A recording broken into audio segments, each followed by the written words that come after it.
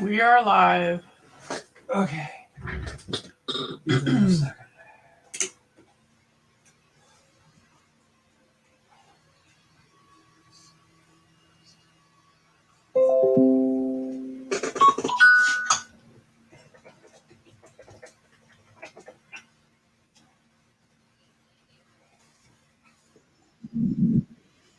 Hey, David.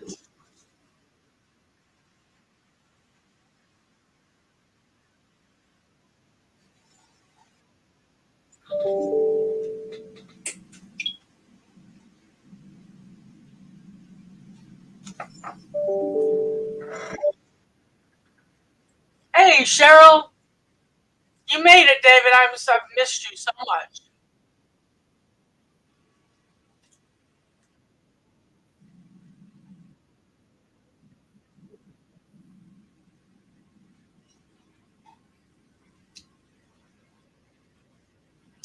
Okay, I got to figure out how to get this so it won't echo on us.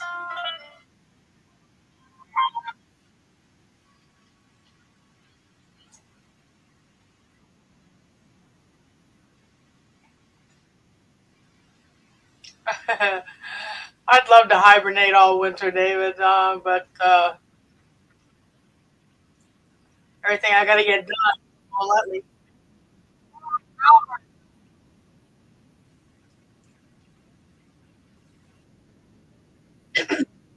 GT, welcome, welcome, welcome, welcome. Mahia, that's Maurice.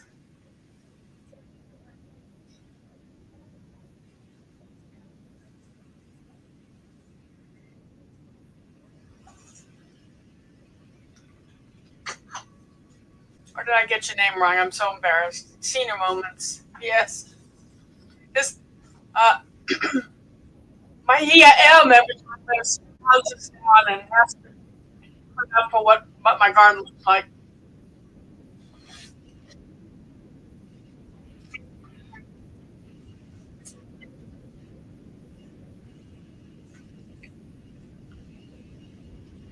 So he does beautiful work. He has a construction business and yes, she did.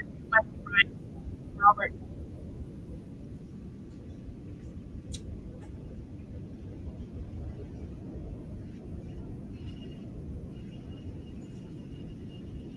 And I am eating homemade cookies and drinking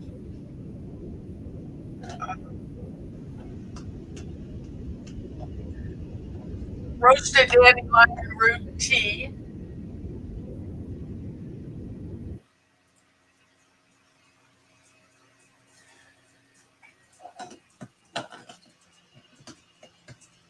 And see if my moderator over here is ready. Can you hear me, honey? Not yet. Can everyone hear me?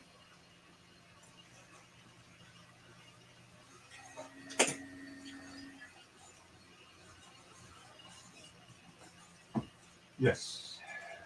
You can hear me okay, hon? Okay. Yep. Um, anyone else here likes herbal tea? This is roasted dandelion root, which gives you your prebiotics. Dandelion leaf tea gives you probiotics. And your prebiotics need to feed the probiotics in your stomach. Either way, it's healthy. And then I added, I don't know if you can see what I'm doing here. This is homegrown spearmint, which is most of my front bed that goes down the driveway. I got to fish this out of here. So it's dandelion root tea, which kind of tastes like coffee. Um, with the spearmint, and then I put homemade vanilla extract and brown sugar. I gave Charlie a cup of this too. Have you tried yours yet, Charlie? He's our moderator. But with most herb teas, you let it steep a good 15 minutes before you take the tea bag out. Did you know that?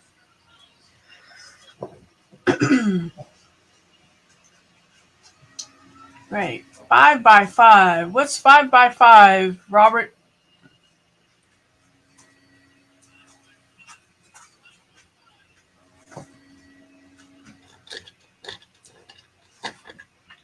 Okay, so welcome everybody. This is our second broadcast of 2023.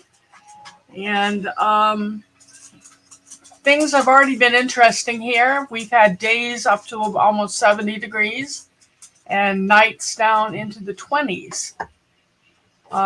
Let's see, tonight is going to 39, which means we'll be starting our auxiliary heating in our, what I call the citrus greenhouse. Hey, yeah, don't forget to hit the thumbs up for me, will you? Thumbs up and comment. Oh, okay. Thank you, Robert. Good audio, good visual. Right? You can see how neat and proper my room is. My whole yard looks this way, too. Anyway, but a couple of days from now, it'll be down toward freezing. So the plant still can't decide whether it's late fall or spring or slap dab in the middle of winter. I peeked at my citrus that I have planted up the hallway, not the hallway, the driveway. And I don't think it made it through the sub-zero temperatures, but I'm just going to leave it covered and hope that there's some life in the stem and maybe it'll leaf out again this spring. And Mahia M is the one that one of my neighbors who told me that there's someone in Norcross, which is a town close to here, that had Satsuma oranges in their yard. Hey, front porch gardener, welcome, welcome, welcome. Anyway, he told me every time he drove by, he coveted those oranges. So between some people who are return customers of mine every year buying my citrus trees that I order and sell in the spring, and my neighbor here encouraging me to plant in the ground, I did that, and they went through last winter and actually gave me fruit. But I don't know if they're going to survive. I guess we'll have to see once the danger of frost is past. I'll pull off the shade cloth. And it's not shade cloth, it's frost cloth. I don't know where my brain is tonight. But we'll see if it survived. If it didn't, I don't know if I'm going to replace them or not. I do have some young peach trees in a pot that may go nicely up the driveway. So just to let you know what's going on in my plant world, I have to restart all my cold crops, which were beautiful in the front garden until the hard freeze. So we have the loofah, not the loofah, my brain is just not working. The, what kind of beans are those that we planted, Charlie?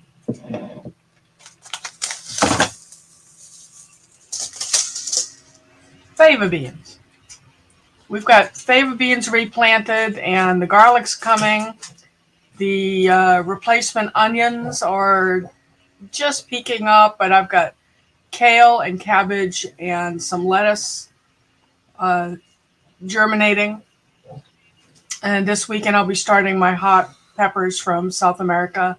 This year, I always do a certain number from South America, but this year I am going to concentrate on peppers of the Middle East, which have all sorts of flavor profiles, and I'm going to be doing some from Thailand as requested by someone.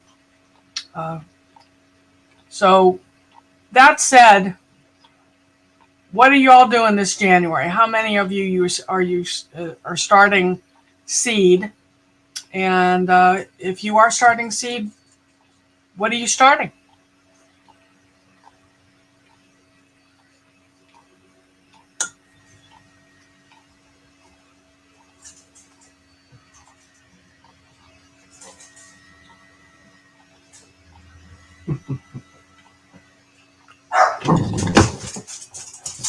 Again, Reflect on Light, my moderator is Charlie. He's sitting over here.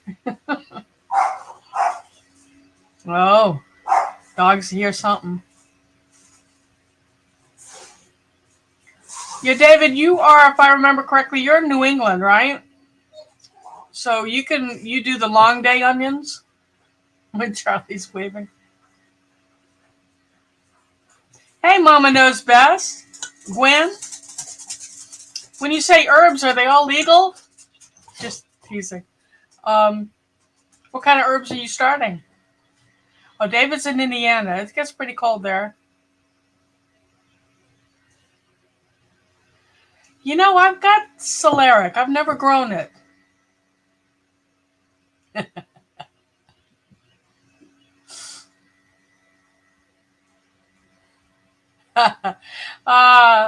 Homestead Aquarius, aka Robert, one of our chatters in our broadcast 2 weeks ago, told me she didn't want the short day onions that she wanted to send them to him, and I sent him some really nice red Creole onions that are super.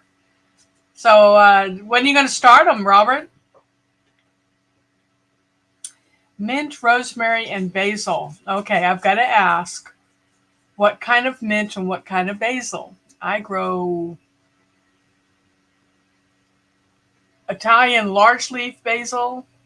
I grow Thai cinnamon basil. I grow Thai lemon basil, which is essential in this house. I do the purple basil, which grows a lot slower than the other basils. And then I do 4 kinds of tulsi, which is the Indian perennial holy basil, which is wonderful in tea and cooking and medicinal purposes. Robert, I'd start those right now. And did you see the video that I have on starting onion seed, how I broadcast it? Maybe my trusted moderator over here will post the link to that video. Can you find the video on onion seeding that we did, babe? And just post it into chat. Yeah, now is a good time, Robert. Sweet mint and sweet basil. You know, I've got some extra tulsi, Mama. So when we do the seed, contest later on, and I ask what kind of seed you want, assuming you're going to win one, right? I might send you some anyway. I'll send you some, maybe some Krishna or some Rama Tulsi. But so Robert, Charlie's digging for that video for us. So if you're new to the channel, welcome, welcome. I have more than 200 videos out now. We've been broadcasting just over a year. I am getting better, I think, with the camera work and speaking clearly, right? Open my mouth to speak. Cleveland, welcome, welcome. Glad to see you. We're talking about what we're growing this year. Okay, there's the link for seeding onions if you want to click on that and save it for later. This is a method of starting onions that to me is like foolproof. I forget where I saw it years ago, but you end up like with a tray of what looks like grass, and it's onion seedlings, just not in the cells, but just in the tray. And when you go to plant them, you flood the tray with water and you just lift these little seedling onions out and stick them in the ground. It's very easy. And, onion seedlings, you can rough them up some and they're not going to care. My question is, and maybe one of you can answer this that's in the Atlanta area, is am I going to get a crop or did I waste my time reseeding these guys? Because it's going to be, at the rate they're growing, which is slower than when I start them in the fall, it's going to be end of February before I set them out.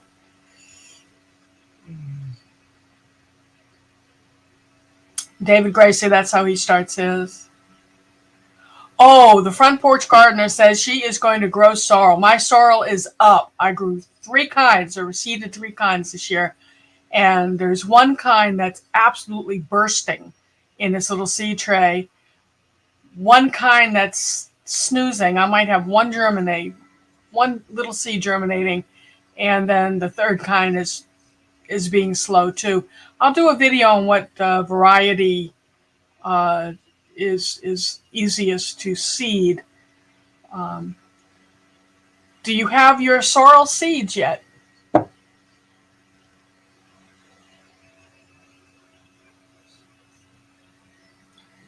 So, Mama, what happened to your seeds last year? Cleveland's trying to decide which peppers to start this year. Cleveland, one thing you just need to remember is if you're growing any of the super hot or the peppers from the Caribbean, the Scotch bonnets, the Trinidad seasoning peppers, and those peppers, they require a heating mat held at a steady 80 to 85 degrees soil temperature to germinate. And if you have any kind of fluctuation in the soil temperature, they either go dormant or they rot or they just sit there. I learned that the hard way.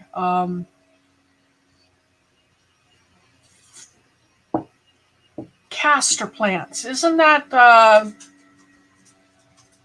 castor hard to handle as far as the hairs on the castor plant? Don't they cause really bad dermatitis?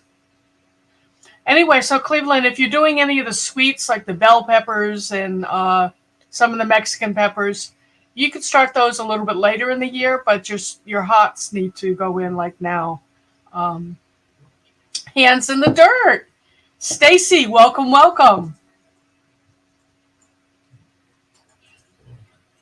Oh no, I was a bad influence last night at Stacy's chat. If y'all haven't checked out Hands in the Dirt, he's in the Atlanta area and he does this chat on Wednesday nights that I can't miss it. I'm totally addicted. I've got alarms all over my house to remind me to go get online and go to it. It's called Wine Down Wednesday, and you're supposed to be drinking wine, but we don't do alcohol in this house except for medicinal purposes with the mead, right, Stacy? But we joke around, we relax. He has a confession segment where you confess your mistakes that you've made in the garden, and he absolves you. And then he has a trivia contest that's usually funny, and Charlie will stop watching his TV on his computer and come participate in that. Cleveland, your Scotch bonnets. I had Scotch bonnet bush that lasted 8 years, actually 4 bushes that lasted 8 years. They will start producing in late August in our zone. Okay, so they really kick into gear about the time most peppers are dying. So I'll put them in pots and move them into a covered area and keep their temperature at about 70, 75 degrees. And they'll actually give me peppers through January.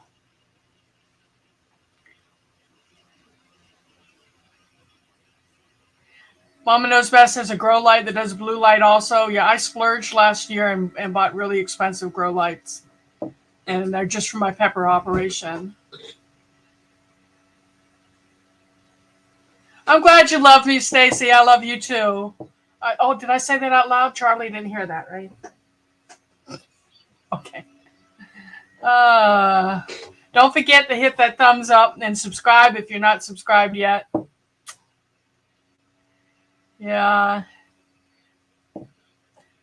So yeah, the Scotch bonnets, I do those every year and I sell to area restaurants, and I'm actually getting chefs to come out to the house and pick their own, and they kind of compete for the Scotch bonnets. I grow 5 varieties of Scotch bonnets.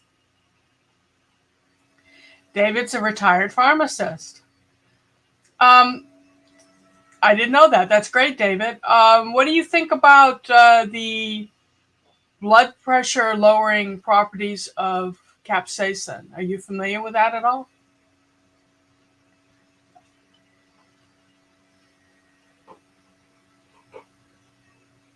Folks have ended their stay here on Earth messing with what, Robert?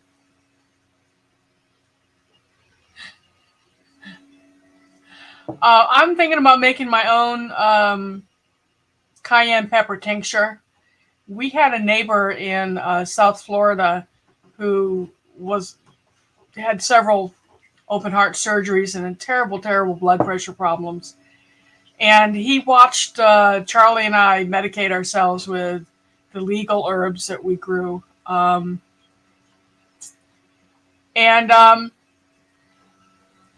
he got inspired. He actually went online and searched for something that would address his high blood pressure. And he came to me with a little bottle of cayenne pepper tincture. And he goes, "This stuff's hot." He's one of those meat and potato guys, grew up on a dairy farm in Pennsylvania, very mild food, very mild European food.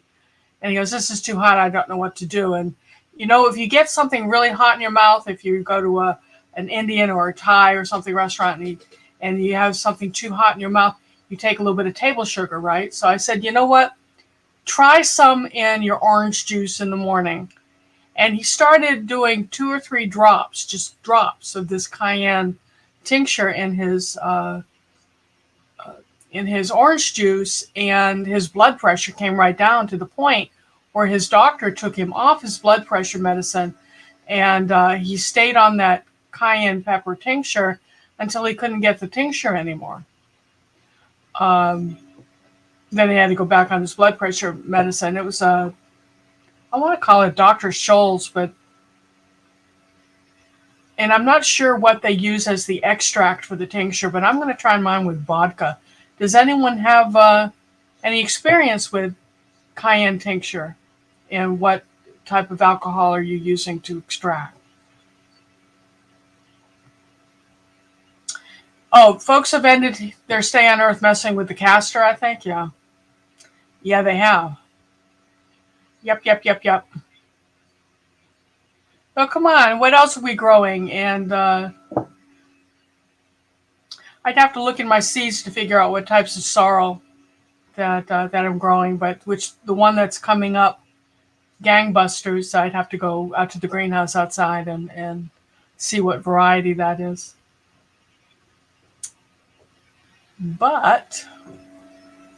And if you win the seed drawing tonight and I don't have seed to send you of it, I'll order some for you. How's that? That's reason to stick around until we do the drawing, right? So Cheryl, Stacy, what are you starting this month? David, what are you going to start this month? Cayenne oil for cooking? Oh, absolutely. But what kind of oil would you use? Would olive oil be too heavy?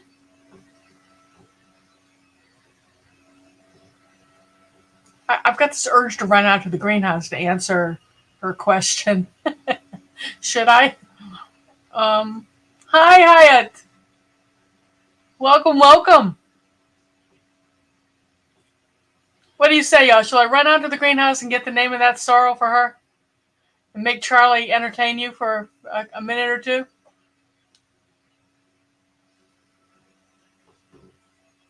When's your last frost date, Dave? Virgin olive oil. Makes me wonder, how does olive oil lose its virginity? I am boring. Oh, you're getting ready to move. I haven't started my moringa yet. I usually do moringa at the end of March. April 15th. So that's kind of I kind of use Easter as a date that I'll plant things in the ground after Easter.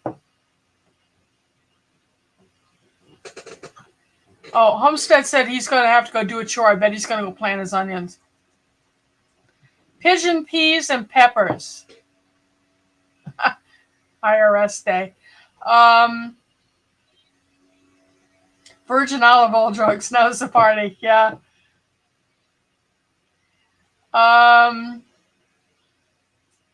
You know what? I can't stand this. I'm going to run out to the greenhouse.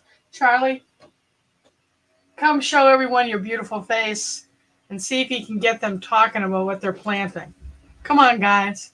What are you planting while I run?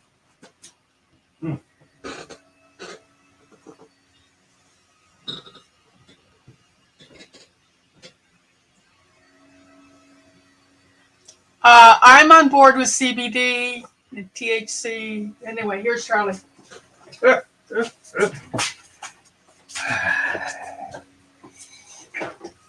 You poor folks, you got to deal with me. You should see the puppy though. Come here. Come here. Come here. Got the puppies. Yes. Oh, got the puppies. Here, let's pick you up so the people can see you. You don't. Oh. There we go. He's a shy puppy. He's shy. There we go. Yes. Now, how many folks got puppies in their garden? Yeah. You gotta have a good puppy. And a cat or two. Yep. Gotta have a cat or two.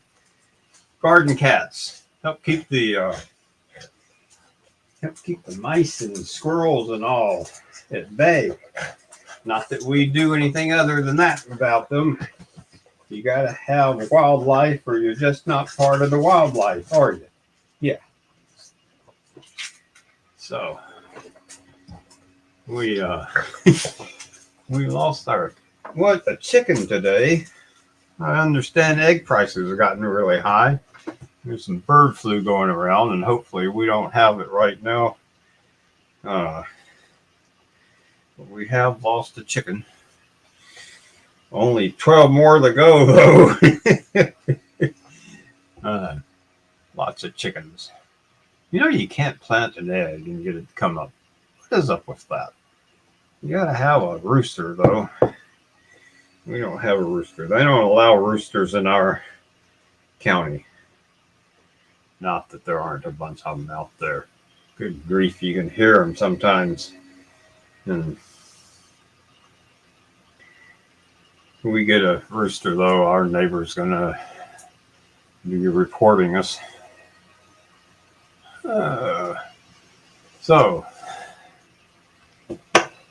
She's taking her time. We also picked up a new cat recently. It was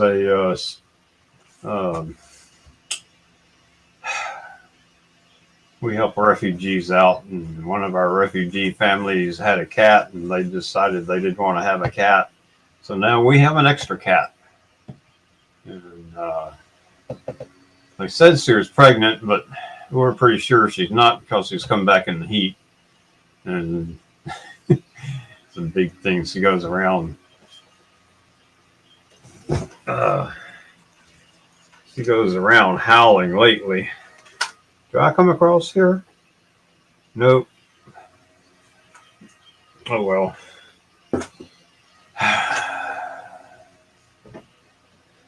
Plant more than you like. Yeah, you always need to plant more than you like. And if some of them die off, you got an extra one.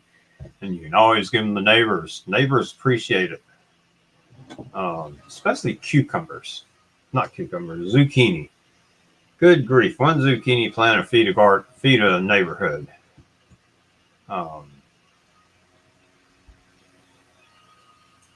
Moringa. Yeah, we got a bunch of moringas growing. Some of them are about this high. Lisa's been doing that braiding thing where you braid the stems together and make a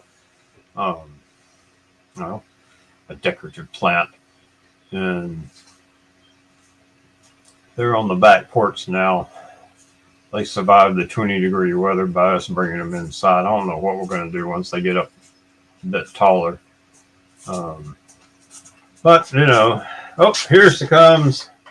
I'm looking for S. Lisa's looking for S. We have plenty of S. C through HL. Probably this one. You think it's all alphabetical? Well, I would hope Here's you made S. it alphabetical, but that doesn't mean. Oh, look at that bald head.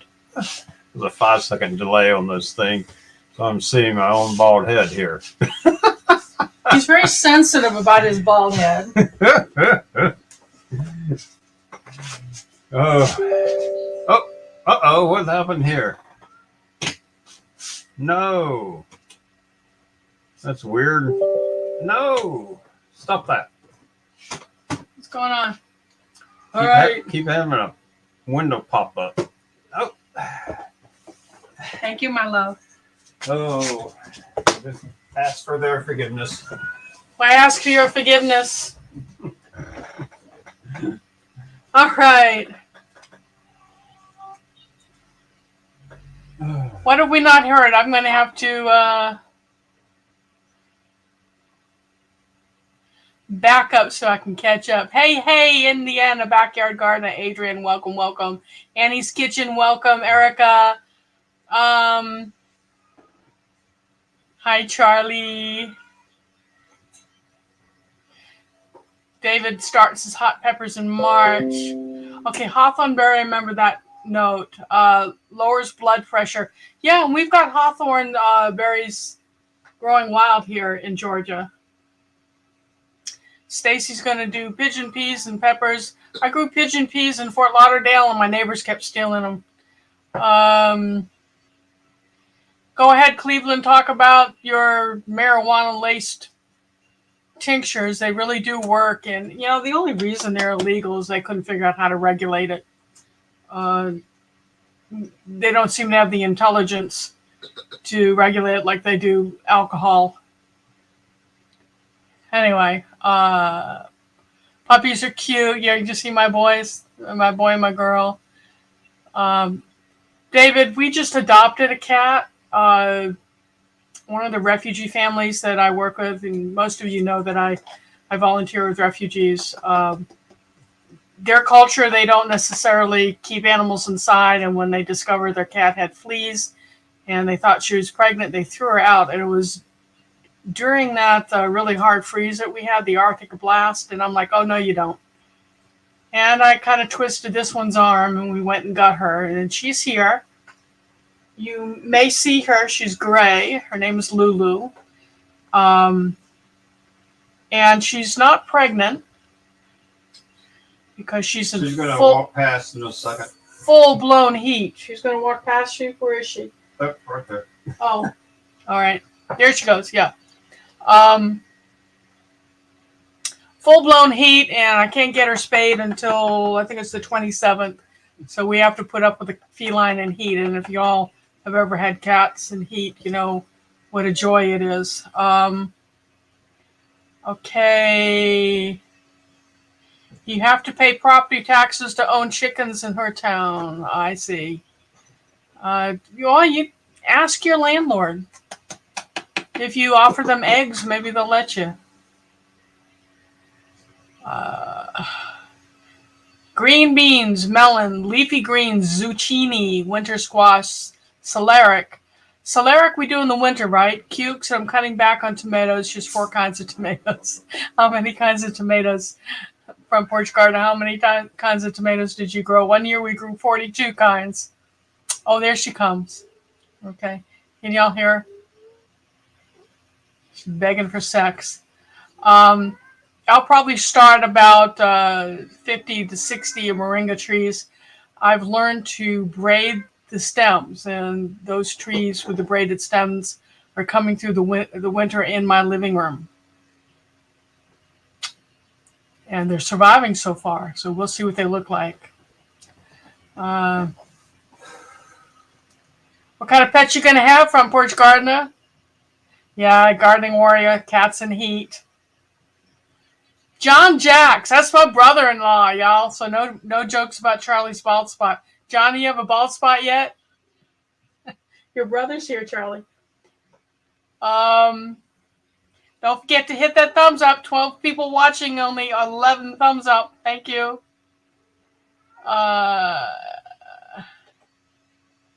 Feeding my hubby and listening. That's good. As you get older, you develop all sorts of interesting things. One of my interesting things is acid reflux. So I noticed that red tomatoes, I can't lay down and go to sleep if I've had a red tomato. So last year I grew maybe a dozen different kinds of really strange tomatoes. The indigo tomatoes that are purple on top and red on the bottom. I did yellow, I did green, I did striped, but nothing really larger than that. And they were so good.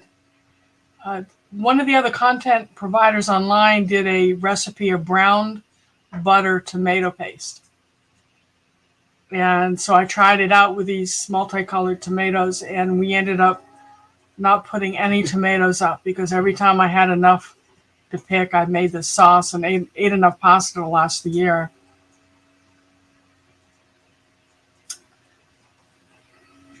Yeah, apple cider vinegar didn't do it. This is serious reflux. Charlie makes apple cider vinegar. He's got videos on the channel if you go through and look for them on how to make the apple cider vinegar. Yeah, one of our refugee families wondered why all our tomatoes were so small. I think that's the way they grow in America. I think they're that big. Okay, so who's curious about the answer to my sorrel question?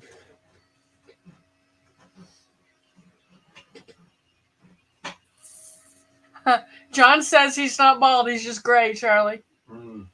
John had beautiful red hair, y'all. Now he's just gray.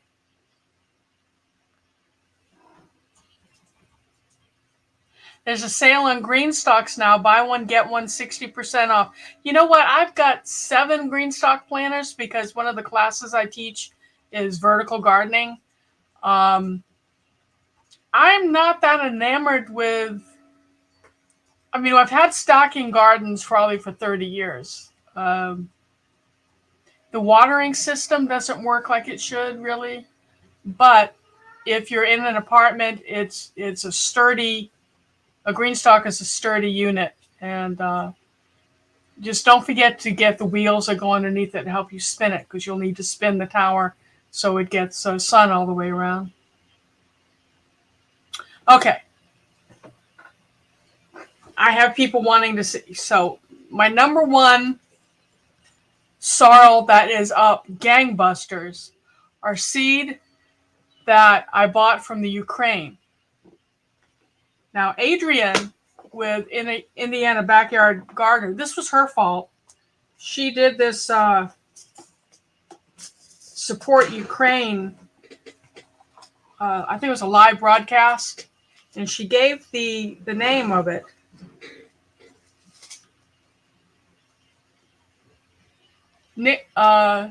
Nikotovka seeds.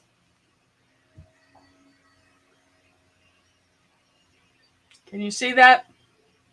Do I need to back it up just a little? Yeah, bad lighting. Bad lighting. I'm going to type it in for you. You go to their website. It takes a good 5 weeks to get to you. But the germination on the seed that I bought from them is fabulous. They send you a you-know-what load. It's not like the American seed sellers that sell you 10 seeds for $4. This is like $2.50. I've already planted from this twice. Look at all that seed. And they are Nikitova seeds. Let's see if I can pull a URL for you. Because I haven't ordered from them since last summer.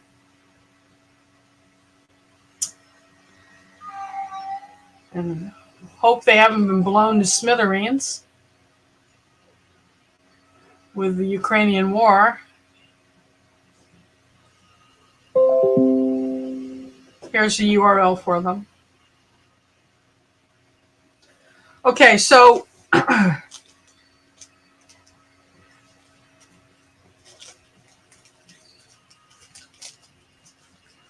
got to unfold this label.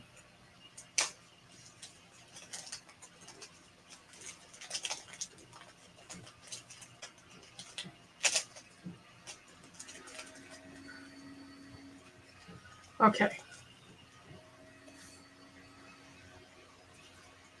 There's something called a longleaf sorrel that is doing the second or large leaf sorrel. I got the large leaf sorrel from M.I. Gardner. It's coming up. It's in the second place for germination. I've got a few of those seeds left. We'll put that in the stack to draw them. Then the third sorrel that is doing well is called Garden Patience. And I have 3 packets of that. So I'll put that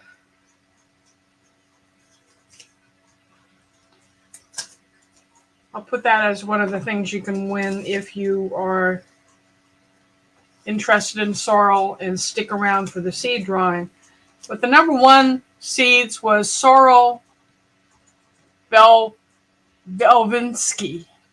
B is in boy, E-L, V is in Victor, Y-L-S-K-Y-Y. I'll type that in too, so if you're going to order some, and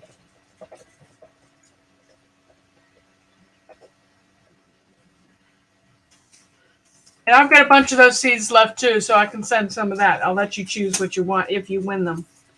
But the Ukrainian, the Belvinsky, however you say that, it's coming up gangbusters. I'm going to have to really thin them out, and I'm going to have a lot of sorrel.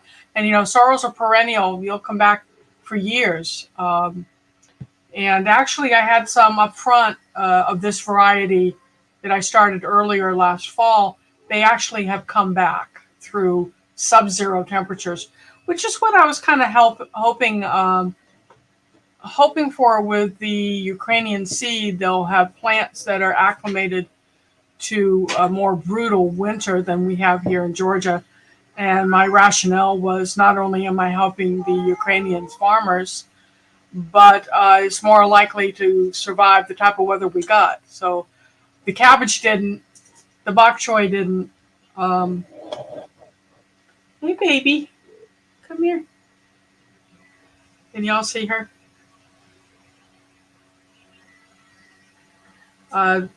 But the sorrel has come back. So, hey, you say hello to everybody? And she's gorgeous, but she bites. You'll be petting her, and all of a sudden she'll latch onto you. Yes. Purr for everybody. Wow, what?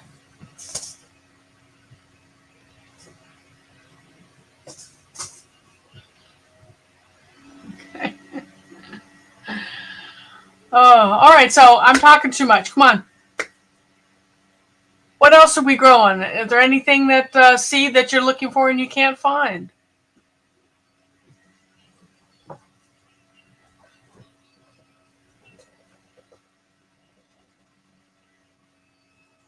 Garlic.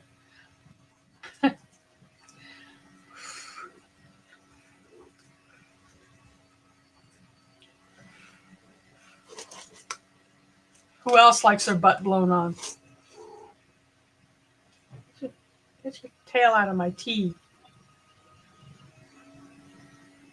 Oh, Stacy, do you see these boxes behind me? Those are all full of seed. Yeah, Front Porch Gardener is having issues growing chamomile.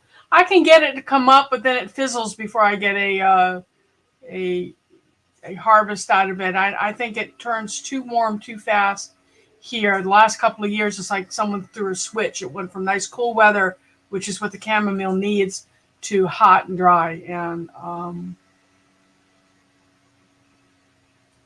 oh no, you can't find your entire box of seeds. It'll turn up when it's too late to plant them. Puerto Rican black beans or any Puerto Rican seed. I've got Puerto Rican peppers, ají dulces, that they use in their sofrito. Adrian, didn't I send you some cucumber? Yes. I thought I sent you some cucamelon with your Christmas present. Did I forget? I've got cucamelon. Cousin bought a homestead in Puerto Rico. Cool.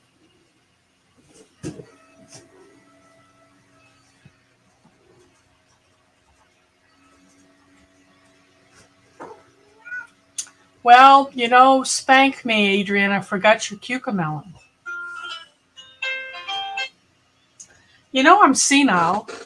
Let me write that down.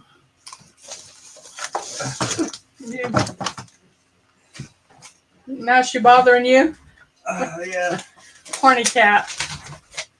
Okay. Cucamelon. Adrian.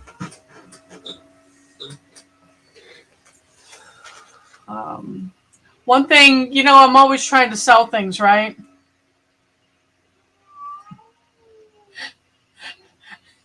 I'm sorry, I'm laughing at what Gardening Warrior says, that she'll just have to buy more seed. Of course, yeah. And I forgot what I was going to say. What is a cucamelon? Some people call them Mexican watermelon. And they're actually a cucumber, and they're about that big, or about the size of the end of your thumb. We had a door-to-door salesman knock on our door one year, and then he wanted a tour of the gardens, and we brought him back. And when he saw the cucamelons, I had them growing in a green stalk tower, and they were just cascading, looked like a woman's hair, and you could see the little cucamelons hanging, and that son of a gun stood there and ate them all. Well, he ate a good number of them. Then he went through the neighborhood trying to sell whatever it was he was selling. And he came back and knocked on the door, asked if he could have more, and he took the rest of them. And you know what? Those darn vines didn't give us any more that year. But they're very good. They're very crisp. They're kind of tart, but very juicy. They're just right. Just the right size to pick and just throw whole into a salad.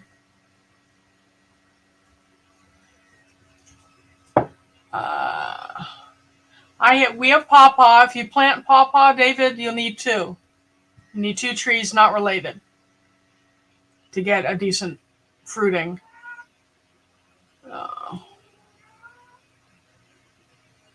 Yeah. So what else? What else are we doing? Stacy says he's going to do melons. When we lived in Auburn, Alabama, we were introduced to a Japanese melon that's about this big, and it's yellow. And I've been wanting to find them ever since. You pick the whole melon and you just eat it. Just the rind and everything. And they were so sweet and so good. I thought I had found them a couple of years ago with Baker Creek. They called them chrysanthemum melons, but they had no flavor. They looked right, but they're just no flavor.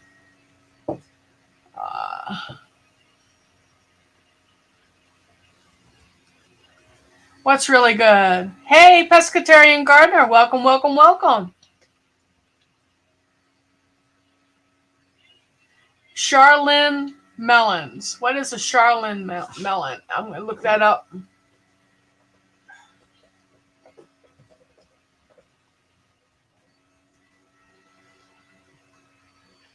Perfumed heirloom variety belonging to the Cucurbitaceae family. Let's see. Looks like Specialty Produce has it. This is for you, Stacy.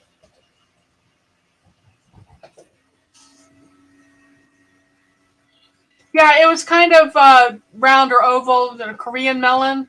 Do you have any idea what it's called and if you can get seed for it? Because when we lived in Alabama, that was the 80s.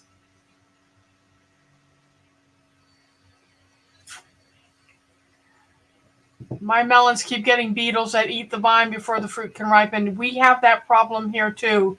I can't grow zucchini or summer squash to save my life. This last summer we did the tromboncini, that big, huge, long gourd type thing with a bulb at the bottom. And we actually still have two that are drying. They taste just like zucchini, and if you let them get big and chop them up and cook them with a little bit with raisins and a little bit of honey, tastes just like apple pie. Black-tailed mountain watermelon and Minnesota midget cantaloupes. Oh, that would be great, Stacy. Thank you. Charlie really likes melons, and we haven't been able to grow anything. Stacy, what do you do with to get rid of your vine borers and your cucumber beetles? Because if they could eat us, we'd be gone. Hey, Nikki. Welcome, welcome.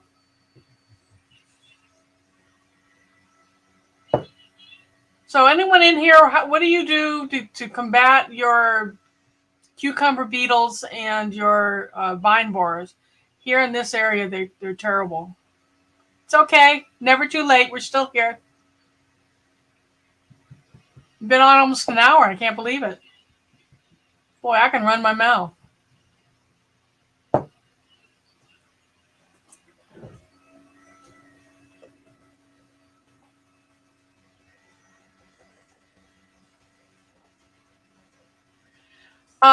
What kind of trap crops would you suggest, Adrian? Nasturtium? One of the cucumbers I really enjoy is an Asian, a Japanese cucumber that's long and thin, and it's really, really sweet. And the minute you cut into it, the fragrances just knock you over. It's so nice. And then one of my Vietnamese friends introduced me to a Vietnamese melon or cucumber that you look at and you wouldn't think it was something you could eat because it's got so many warts and thorns and things all over it. And when she picks it by the stem, and she goes in the house and then she slides the knife down the thorns to get rid of them, and then slice them up and just serve them on a plate. Oh, those are good too. I do have seeds for those. Blue Hubbard and sunflower.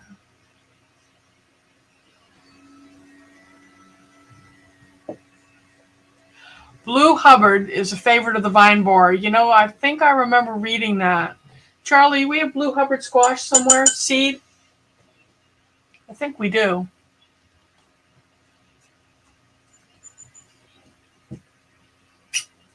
Yeah, Charlie's thinking about planting his Allegheny chinkapin beside the chicken house. We lost one of our chickens today. I have no idea what happened to her. She was just laying in the chicken pen like a deflated balloon when I went out to check on them. Okay, so Adrian says if you're planning to grow squash, plant your trap crops 2 weeks ahead. And you plant them near the other or away from? How close would you do it?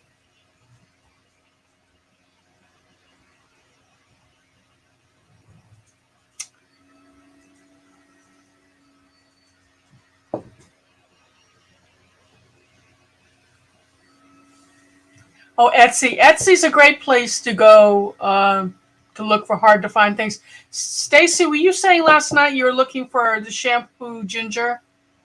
I found mine on Etsy. I'll look real quick, see if anyone has some for sale, and I'll post the link. Let's see. Arapunda, I think they call it.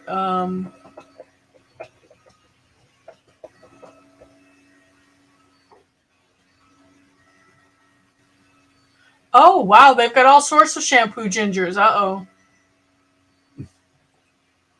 Charlie's laughing because he knows what that means. Okay, Stacy, here's another Here's shampoo ginger.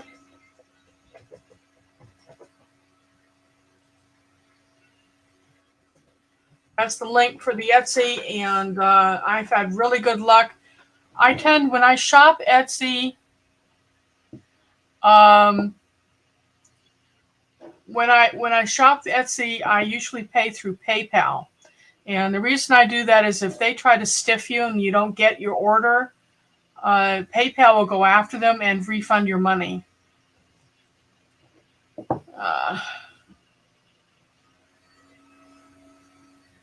Yes, Adrienne at Indiana Backyard Gardener, she explains for us that a trap crop works as an alternative host that draws away invading insects, giving the main vegetable crop an added layer of protection. Pescatarian Gardener, do you know any markets in your area that have the jicama? Because all you really need to do is buy one off the shelf, bring it home, and bury it.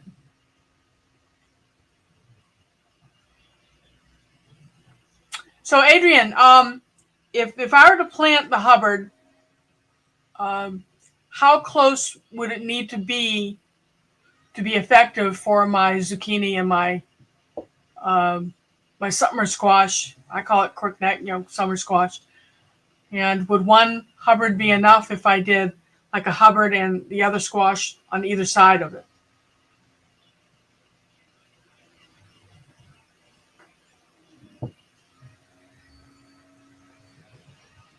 Yes, Nikki, I have used aluminum foil. I have used aluminum foil buffeted by Vicks Vapor Rub, and those stupid things just go further up the stem. Yeah, Hubbard get big. So did the Tromboncini. Adrienne, I don't think we made a video last year. We should have, on our one Tromboncini plant that went 25 feet one way, 25 feet the other. So that's 50 feet. And that wasn't enough for it. So then it came down and went out of the garden compound across the yard one way. And then on the other side of the arch trellis, it went 2 gardens over. And the leaves were like this big. And one thing I didn't do that I wish I had was made dinner with the leaves, because, squash leaves are edible. But the Tromboncini has hairs on the stems that seemed impervious to any chewing insect. The cucumber beetles did try to eat the leaves, and they did turn them into Swiss cheese type thing, but it didn't impact the leaf. The plant just kept going. I haven't tried nylon, so I don't wear nylon. So, Adrienne, if you tried foil, did it work for you? It didn't work for me at all. They just went higher. Yeah, they're boogers.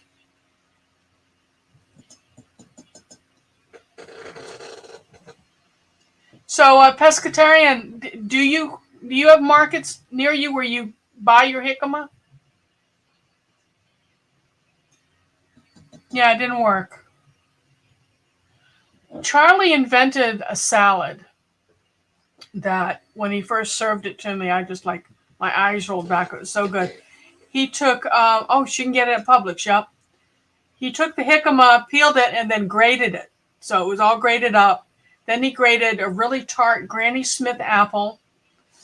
What else did you put in that, Charlie? Your jicama apple salad that you did.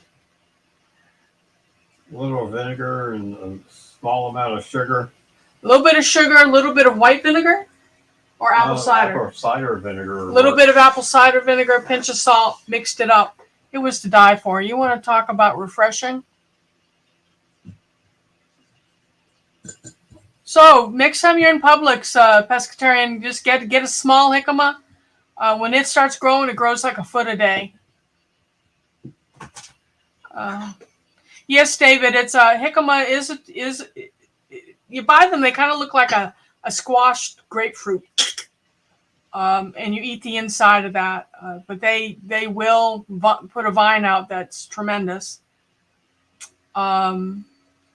Yes, Nikki, it is. Yeah, we're always inventing recipes here. So we try to grow it here, but again, like the Tromboncini, it takes over everything.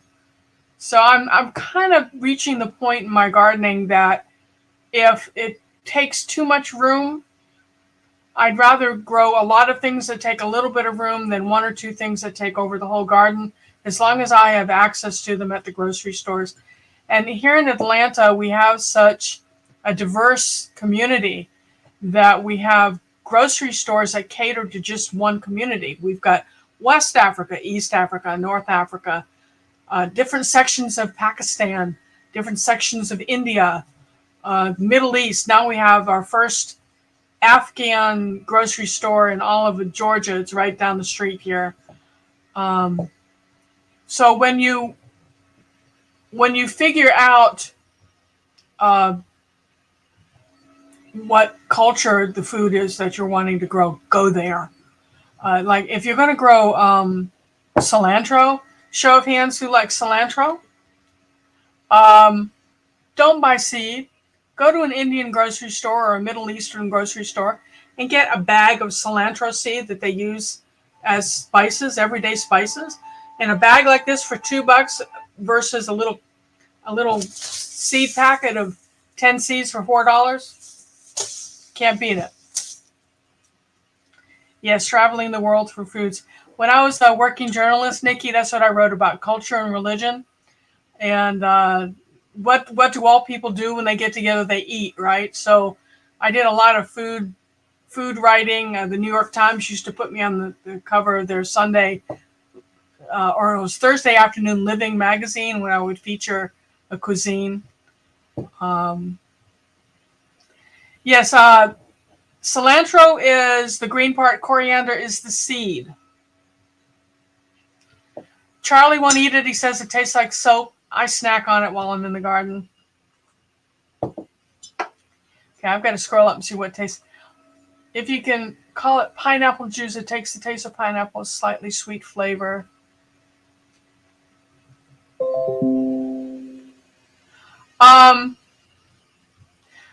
Some of the traditional recipes have the jicama grated with red pepper flakes. I think that would be interesting. Another thing you can get from the grocery store is Jerusalem artichokes. Does anyone have experience with those? We grow those. We've got them right now in the yard. And you know what we didn't harvest this year, Charlie, is the yacon. Y-A-C-U-N. It's a sweet potato from Peru. And it's really sweet. It tastes like a cross between pineapple and watermelon. But not to fear, it's still under the ground. We just need to go dig it. Garden Warrior says, yuck, cilantro.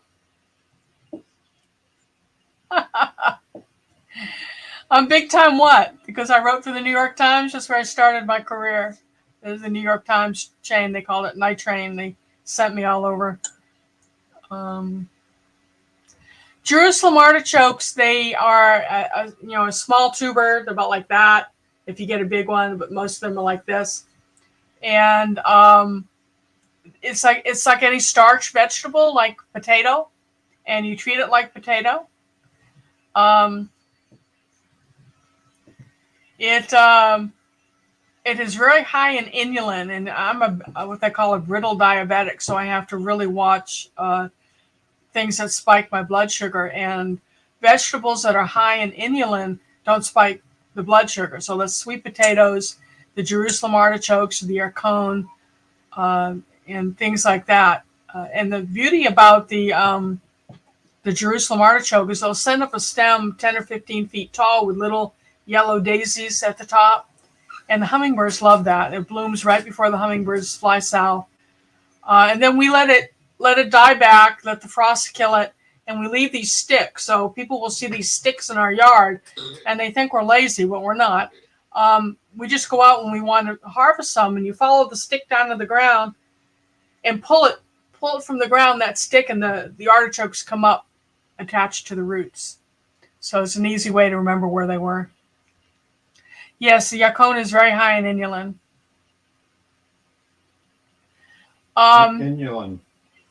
Inulin. So, Homestead Aquarius, how do you cook your yacon, and do you cure it like in the sun for a day or two before you cook it? Right, David. Jerusalem artichoke is not really an artichoke. That is correct. Some people call them sunchokes, and Native Americans call them sunchokes. So maybe David's a pharmacist. Maybe he can talk to us about what inulin is. I put you on the spot, David. I'll do that occasionally. Just 12 people. I want to get this place rolling. Let's get like 50 people in here. But that's I'm glad and thankful Thursday, right, for each and every one of you. What else are we growing starting this month? You're retired. So am I, but I'm still writing. I guess once a writer, always a writer, huh? Go for 100, yeah. So y'all share my lives, share my videos, please help me grow the channel. Like last night, I mentioned that I keep losing people on Stacy's broadcast, and I went from 578 to 584. Now I'm back to 579. So I don't know what's going on with YouTube. You know, people come, people go. I would like to think people aren't voluntarily unsubscribing, that something's going on with YouTube. But I'm just kind of hovering at this number. I really would like to get up above 1,000, right? Oh, thank you so much. I enjoy having you here, Front Porch Gardener. Oh,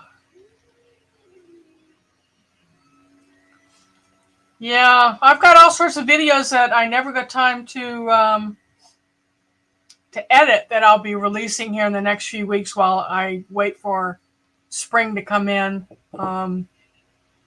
That'll tease some of you. Right now I'm putting a warp on a loom, and we're going to weave a table runner. YouTube does their purging. Yeah. Thank you. Yacun is used as a canteen for water by Peruvian mountain people due to its high water content, and it tastes a bit like an apple, I hear. The Yacun I did cook the first year we grew it, Robert, to me tasted like a cross between watermelon and pineapple. But I learned that you have to let it sit in the sun or sit on a table and dry out a couple of days before you cook it for those sugars to accumulate, I guess, for the flavors to mature. So if you dig it out of the ground and go and cook it, it doesn't taste like much. So you leave it for a few days. People don't join right and they fall off. How do you join right? Does someone have to hit the subscribe and the black bell, or what do you need to do so you don't get purged? Anyone know? Indiana Backyard Garden is going to be adding medicinal herbs. What kind of medicinal herbs?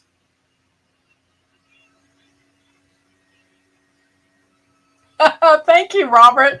I don't know if I'm smart, but I'm definitely into weird things.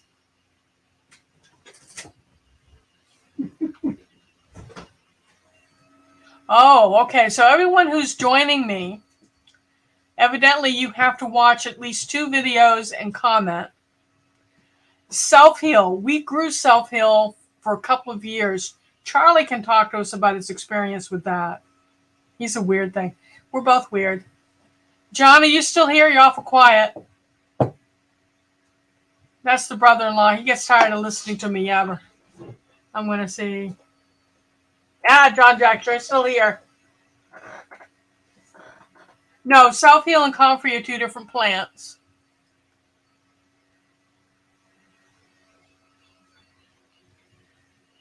Too many hit-and-run people out there.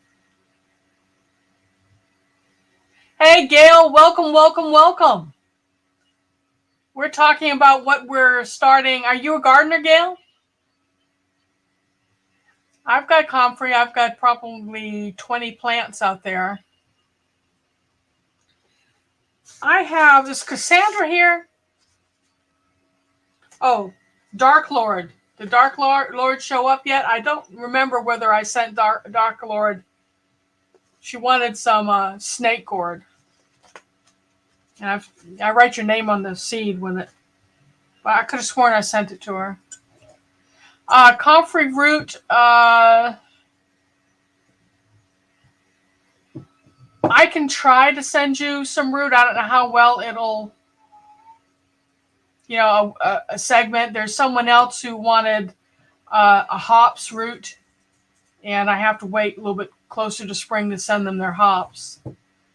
Hyssop. What kind of hyssop? I grow anise hyssop, which is good for your bronchia to open your breathing. I get asthma. And it kind of has an anisette flavor. The bees love it, and it's a perennial. But there's other types of hyssop as well. Do you know what type of hyssop you're looking for? Feverfew we've grown. I want to say that the Self-Heal and the Feverfew, you use the roots to those, don't you, Charlie? And you have to let them grow a couple of years before you can start harvesting. We grew ashwagandha one year. Beautiful plant. Beautiful plant, but since you have to harvest the roots, I came to the conclusion that it's cheaper just to buy the powder ashwagandha instead of trying to grow it. Again, someone just liked a comment I made on someone else's video that wasn't very nice. Okay. So, again, I'm kind of weeding out, not to make a pun, but it is a pun, things that take up a lot of space that you really need a lot of to get a decent harvest. Stevia is one of them. I would need to grow like 5 acres of it to have enough to sweeten all the coffee I drink. So I'm kind of narrowing it down to my mainstay herbs and vegetables. The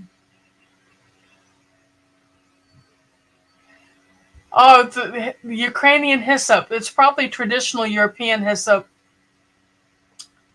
When you get it to come up, let me know if it's got an anisette smell to it. But our honeybees absolutely love the hyssop. They also love the mint. We have 4 kinds of mint growing on the property. When it goes to bloom, the bees are all over it. Hyssop for gout. I have gout. Have you ordered Yacon syrup? Maybe something to look into. I wonder if I can make it. Adrian, have you ordered anything from the Ukrainian seed company since last summer when you did the first order? I've got so much seed from them I don't need anymore, but I was hoping that they're still doing well in business. Yeah, they pack so much seed in those little packets. And I've had really good germination with everything I've gotten from them.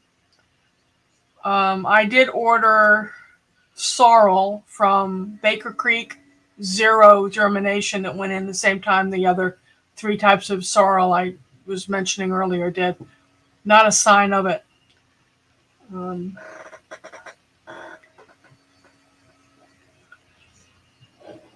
So, no one else? Is everyone asleep? Okay.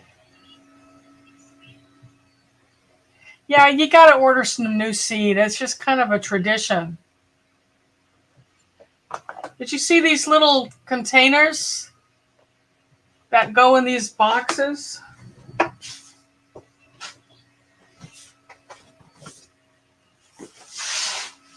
I've got 5 of these boxes. 1, 2, 3, 4, 5. I've got 5 of these boxes. I've got 18 containers in them with seed. And in each container that's labeled from whatever type of seed it is, I probably have 8 packages of seed. You do the math. The black case is all hot peppers.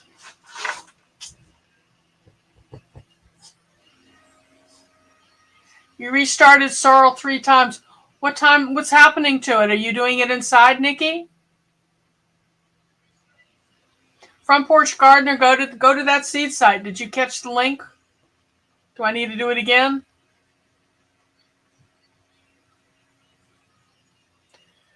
Front Porch Gardener, this one's for you.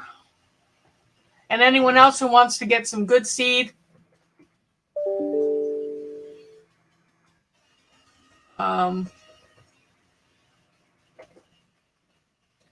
This is a great company. It is coming all the way from Ukraine. You're supporting the Ukrainian farmers that are under siege. And the Russians are putting landmines in their fields and whatever. But they give you a you-know-what load of seed. And so far, everything they've sent me, really good germination rates, above 90%. Okay, so Nikki, are you keeping it too wet? Yeah, that's the one that, Indiana Backyard Gardener's seed haul video from this company is what caused me to go spend. I spent $53. And when the seeds are just $2 a pack, you can imagine how much seed I got. But everything, I'm very happy with everything they sent me. And I'm closely watching the Brennan kale. That it was a different kind of kale, and it's like that tall right now. Yeah, you know what? I don't like talking bad about other people, but my MI Gardener seeds tend not to do well. The exception is, funny enough, their sorrel came up really well. Ukrainian seeds are number one. MI Gardener came up well, and then Baker Creek, there's not a peep out of them. Yeah, Gail, I started 2 seed swapping pages on Facebook for those of us who are addicted to seed and would like to trade or sell whatever your excess seed. One is Pepperhead's Seed Exchange, and the other is, I think, is just Seed Exchange. But people will talk about what they have and what they want to trade, and then I ask you to do your actual transaction with exchanging personal information in private, so you're safer that way. Yeah, so seed swap. When is your seed swap going to be, Adrian? And go ahead and announce that on the pages. I saw that you joined my seed swapping pages. But it's just, I look at seeds as being promises. They're God's promise to us. Yeah, I did watch the video, Adrian, but I'm senile, so I don't remember when you said it was. Okay, cool. I'll go over there when we're done and let you in, Front Porch Gardener. It's going on now? Well, poopy, I can't do 2 things at once. Oh, deadline is February 20th. I seem to remember that. I'll go back and watch it again so I have your, you want to drop your link here so everyone can, or I need to drop links, don't I? You can't do it. Let's see.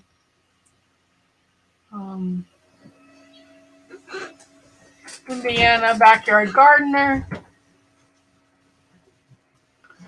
Oh, where are you? There you are. Garden Space, Seed Haul. Is that the Seed Haul? No, Seed Swap. Yeah, I watched this when this came out, Adrian. Okay, here's Adrian's Seed Swap. Y'all click on it. Oops.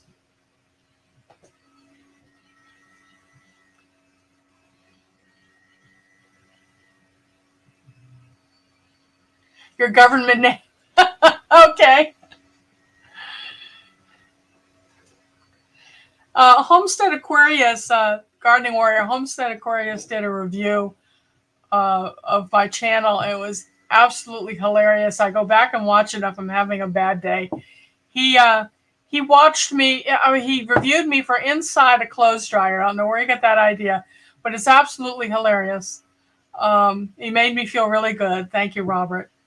Dark Lord Manette, I was just mentioning your name. Did I ever send you the snake gourd seeds, or did I forget?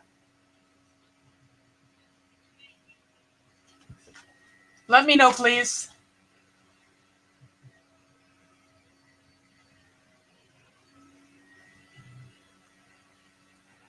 Oh, heck. Okay.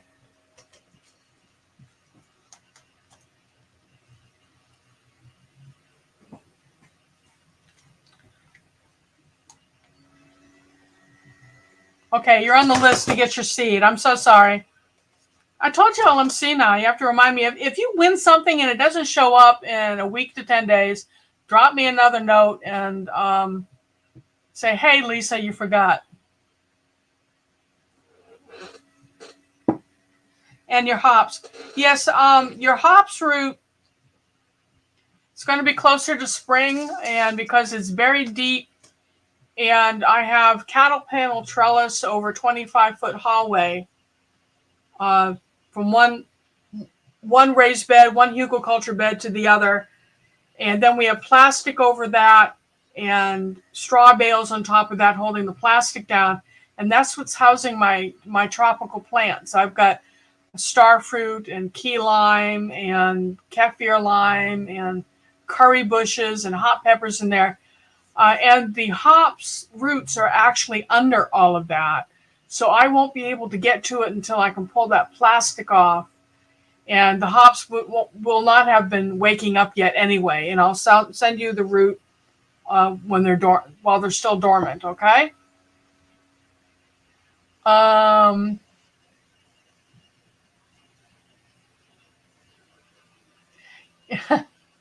You're a lot younger than me, Adrian. You shouldn't be that senile, but I can totally relate. Do I have crossness? I don't even know if I know what crossness is. Let me look it up.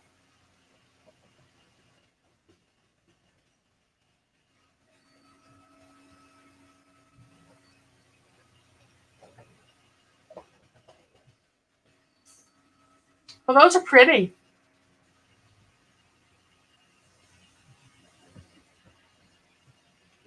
No, I don't. Tell me, why would I want it?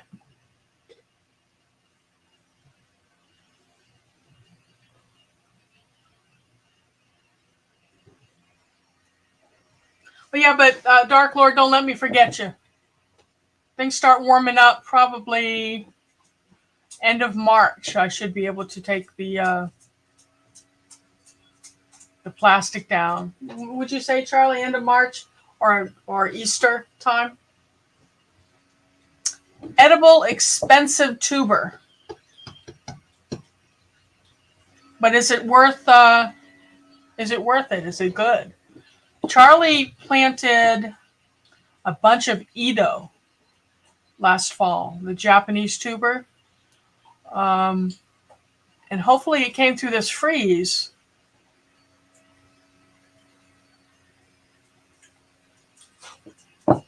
Yeah. So we do a lot of tubers. I've got from West Africa, I have what do they call it? Cocoa yam. There's a market in this area. It's called the DeKalb Farmers Market, where you can get anything that's in season anywhere in the world. So it's a great place to go if you're like me and you eat things from different cultures. And they had cocoa yam tubers. So I brought a couple home just to see if they would grow, and I stuck them, knowing it was a tuber and it'll form a large root, like a taproot. I put it in a tall pot that's probably maybe boob high on me. It's pretty blue pot. And they came up, and the leaves are eggplant purple or black. They look like elephant ears. Absolutely gorgeous. And I didn't want to dig up the tuber. The leaves are so gorgeous. And now the leaves fill the pot. and it comes back every year, even with this cold weather.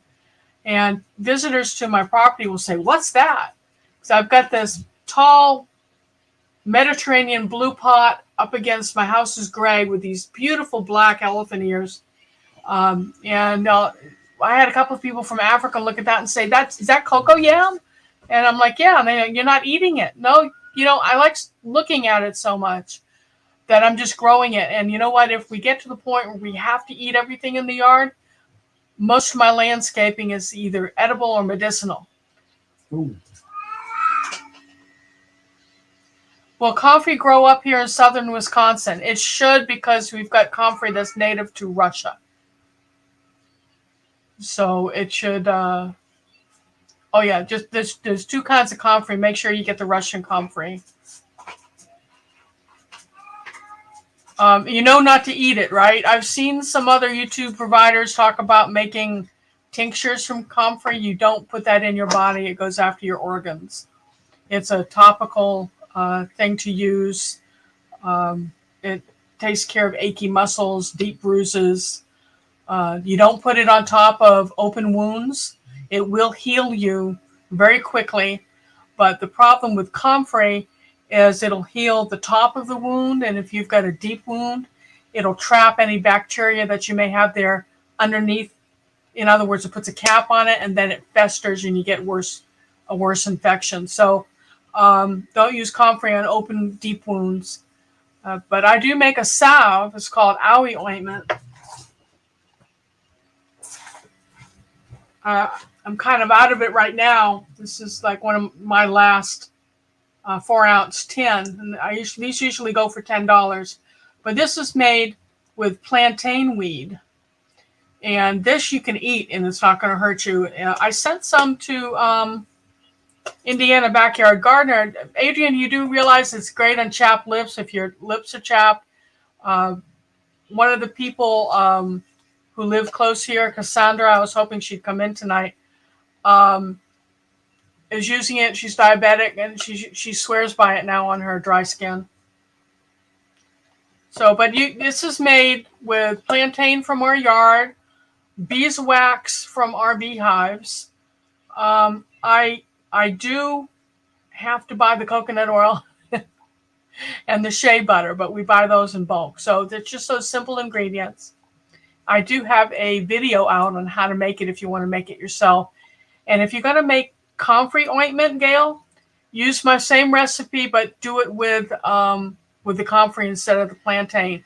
Just remember, do not ingest your comfrey. Okay? Contrary to what other channels may tell you, I don't want to hear about you being in the hospital and renal failure. So, same thing with, what's it called? Adrian, help me out here. It's a wild lettuce that has the milky substance. It's just called wild lettuce. That's a really, really powerful painkiller on the level of opiates.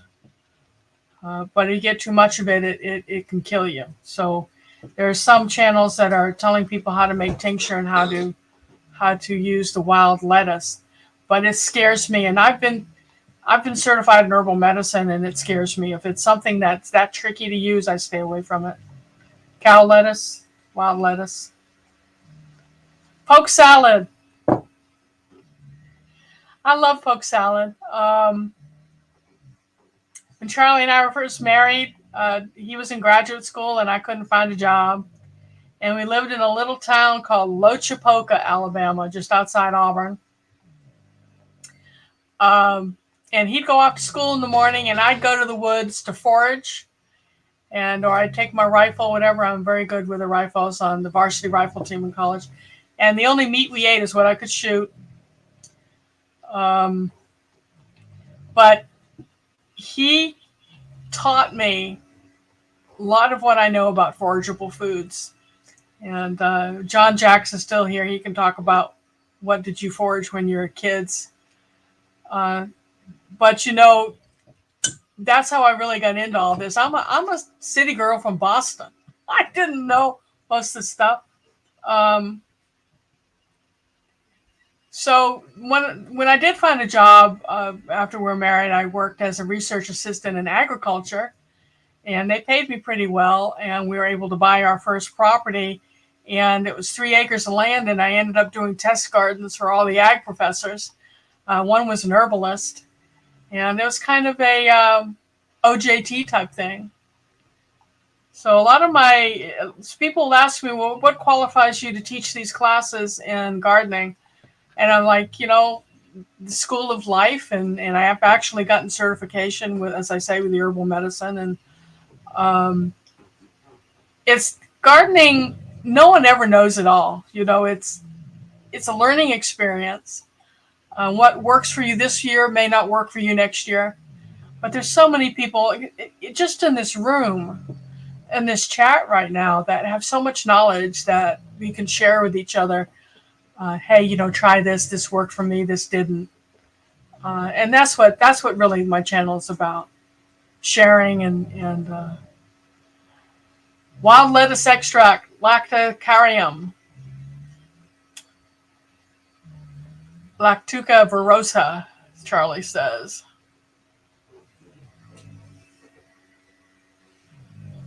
Yes, Adrian at Indiana Backyard Gardening introduced me to miner's lettuce. Didn't you, Adrian? I had it coming up and it was starting to look good, and then it froze, but I do have more seed.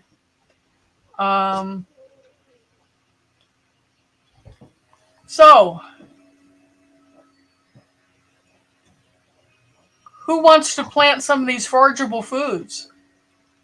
You can get plantain seed if you don't happen to have it in your yard. But if you've sprayed Roundup to kill your plantain or kill your dandelion, shame on you. But you've got to wait 2 to 3 years before you eat anything out of that soil.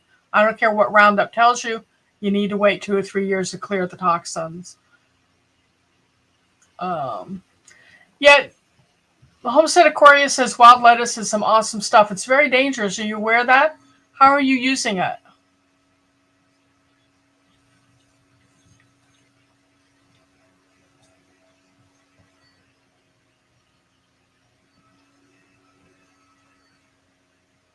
Good for you, Dark Lord. You see that kitty, that gray kitty? That's the new kitty. She's in season, making us all crazy. Mama knows best. I've got dandelion root tea. Can you see that? It's so good.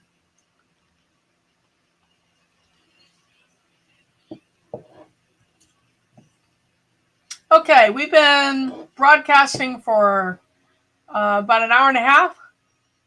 So what do you say?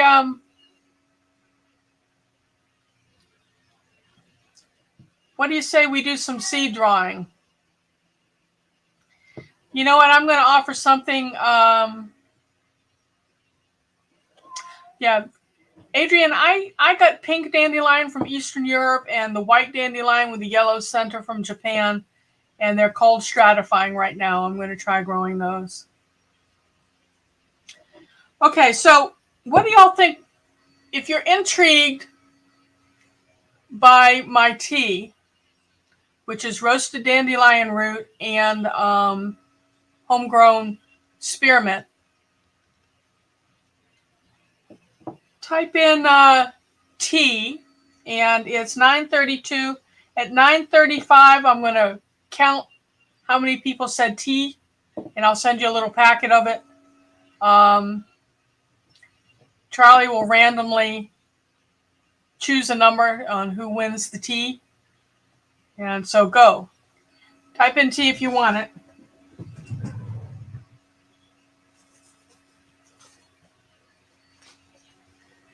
And I'll fill this bag with my mix of roasted dandelion root and homegrown spearmint.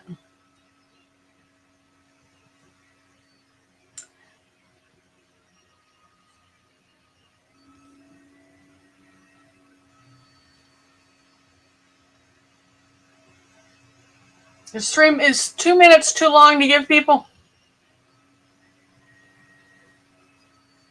I'm just going to give you a minute then. So at 9:34, I'm at 9:33 right now. At 9:34, I'll have Charlie select a number. If anyone can teach me how to use the wheel thing and put it up on the screen, that pulls a winner, we can do that off camera, and I can actually be uptown and do it. So this, a bag of it like this is good enough for like 2 cups, or about that much of it. You can do a small pot of tea, small teapot. So it'll be 2 of them.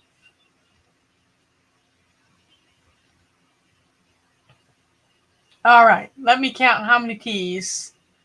Tea. If you drink dandelion leaf tea before bed, that's what you'll be doing all night. Tea. This is a diuretic. So 1, 2, 3, 4, 5, 6, 7, 8, 9. You get 10?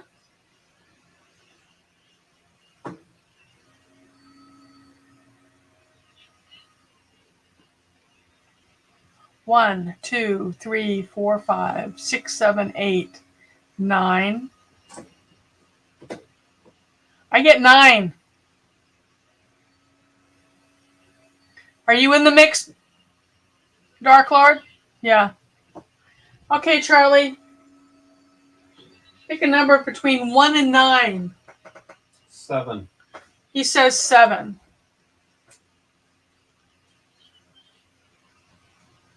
One, 2, 3, 4, 5, 6, 7. David Gray.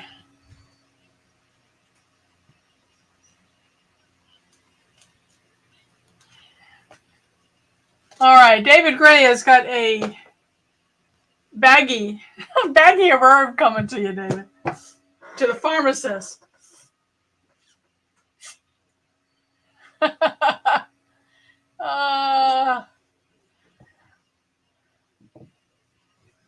Oh, were you in on that, Dark Lord? Okay. So, who was it that was looking at sorrel?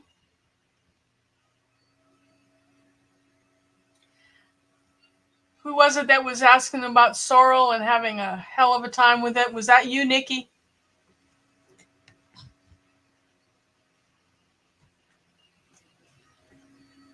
Front Porch Gardener.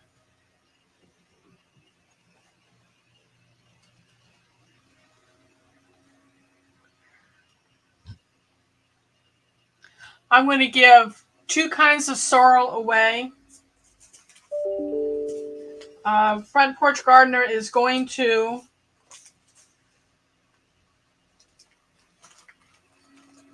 pick left hand or right hand.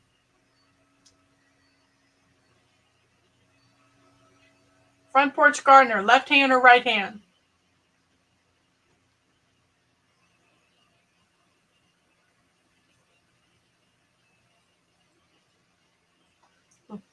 Right, okay. I'm going to send you this Ukrainian sorrel. It's called Garden Patience.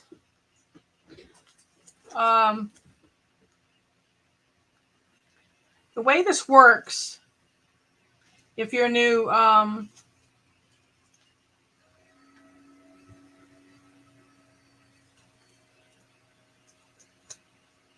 to my live, is email me at L Bolivar. It's going across the bottom of the screen. lbolivar@bellsouth.net. Bolivar is my maiden name. No, I don't speak Spanish, just bad words. But you need to email me, tell me what you won, and give me your mailing address so that I can get that in the mail for you. And I typically will mail it out the following week from the live. So that was one type of sorrel.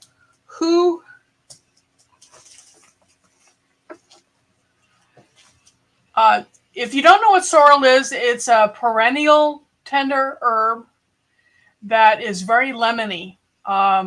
I use it in soups, stews, stir fries, chop it into a salad, put it in a sandwich like you would lettuce, where you like kind of a lemony, crisp flavor. When we lived in Fort Lauderdale, we had friends that we did Friday nights cooking swaps. One week she would cook, the next week I would cook, and her husband would not eat anything green. If you give him something on his plate, he would pick through food, picking green stuff out. God forbid you give him a salad, okay? So one night I brought a tossed salad, and with my secret ingredient, which was a leaf of sorrel, and they get big leaves, a sprig or two of Thai lemon basil, and spearmint, and I'd roll that up and then chop it and mix it in any tossed green. And Gail chided him to at least try it. Next thing I know, he's eating a bowl and putting his finger around the corners to get all the sorrel he could. He thought that was wonderful. So it is really delicious. I've had people come here for garden tours who I let taste the leaf, wanted me to dig up my plants for them. And I'm like, no, yeah, I'll start some seed for you, but I'm not going to dig up my plant. So with that little story, if you want sorrel, it is 9:40. So at 9:41, I'll stop taking sorrel. So type in sorrel, SORREL, or any way you want to spell it. You're going to have a minute from now if you want to be in the running for this other kind of sorrel. If you've already won one, please skip a drawing, let someone else have a chance. There's one. Yeah, Dark Lord. Yeah. You'd be surprised how many people say, dig this up for me, dig that up for me. Had one woman come to buy eggs, because I do sell my eggs, and she wanted to know would I dig up my Indian mustard plants for her. And I said, well, I'll give you a few leaves to take home and eat, but I'm not going to dig up the whole plant. There's 2, 3, 4. 1, 2, 3, 4. Still a little bit more time if you want sorrel.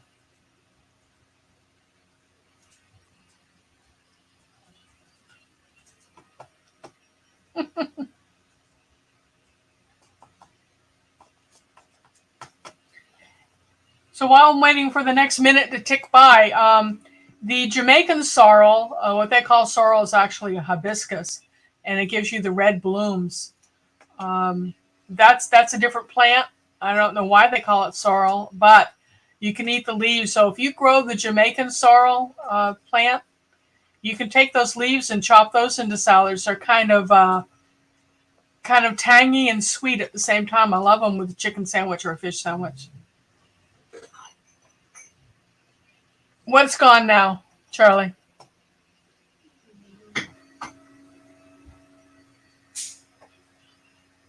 Get your own weeds. You talking about sorrel? The purple mustard. Oh, the purple mustard. Yeah, that's toast. But it reseeds, so it'll be back. Okay, so let's count sorrel. How many sorrels do we have? 1, 2, 3, 4. Just 4?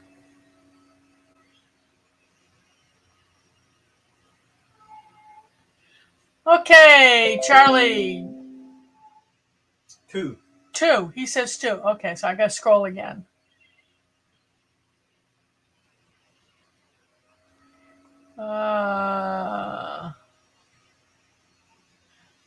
One. Pescatarian gardener.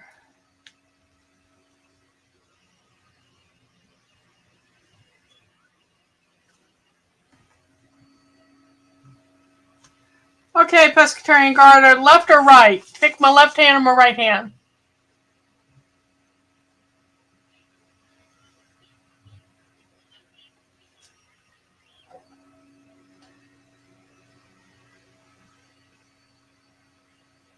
Okay. Pescatarian gardener is getting the M.I. Gardner, what's left of my seed. Okay. And let me write your name. Don't forget to send me an email. Tell me what you want and give me your mailing address.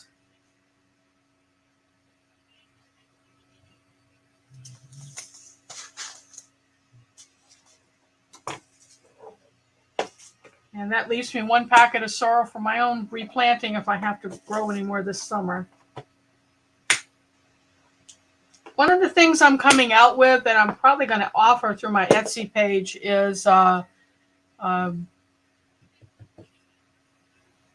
is I'm going to do Excel pages of types of seed and how long they're viable for if stored properly. Because some seed is viable for only a year, some you get 5 years, some you get 10 years. Burdock root, 80 years. But it'd be nice to have a reference, and that's one thing I'm working up. Okay, so what else? Now we're going to do a random. No, let's do Mizuna. Nikki, did I send you your Mizuna?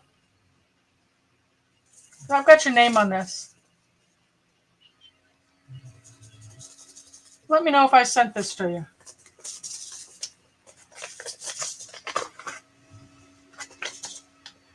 Oh, heck. Okay, Mizuna.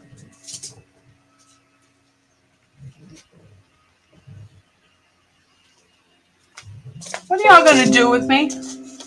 What can I eat to improve my memory? Let's see.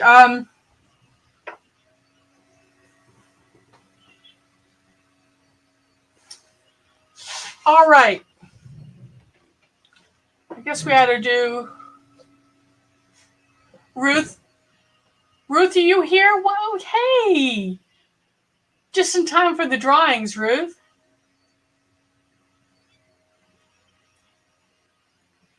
Let's see.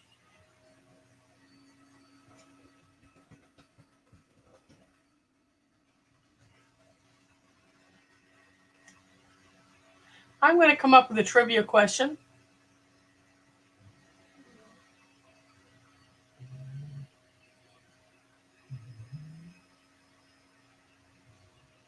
Okay. The first person to tell me what is the loudest animal on earth gets to pick from my seed stack.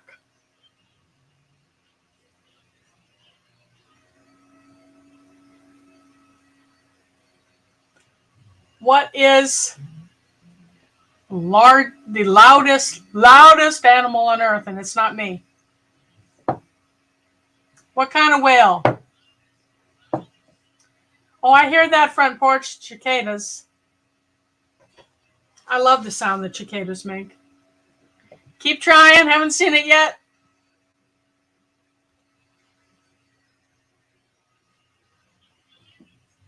It is a type of whale. What kind of whale?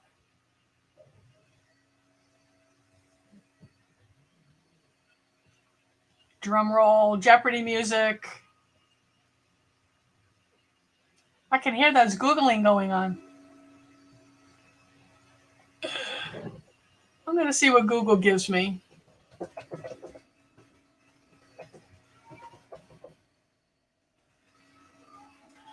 Ah.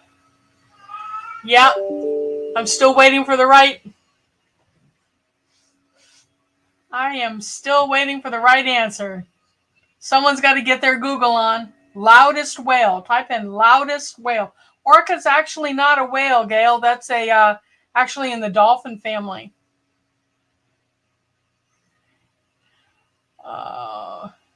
Nope, it's not a humpback.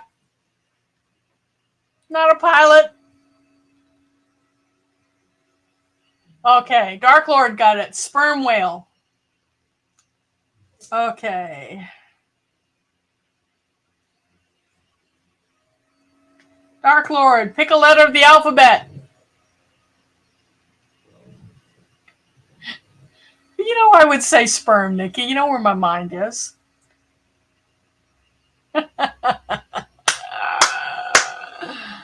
That's so bad. Okay, Dark Lords, pick a letter of the alphabet. Just throw one out there. A. Where's A? Boxes with the A's. Charlie, ah.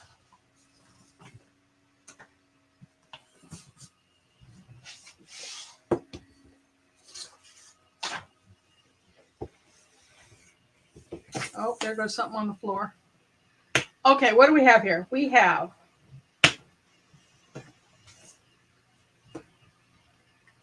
amaranth, Asian greens. Which sleeve do I pick? Amaranth or Asian greens?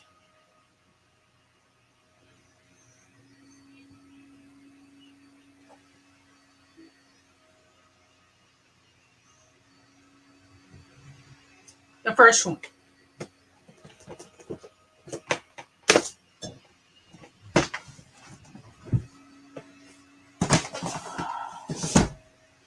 Okay, so in the amaranth,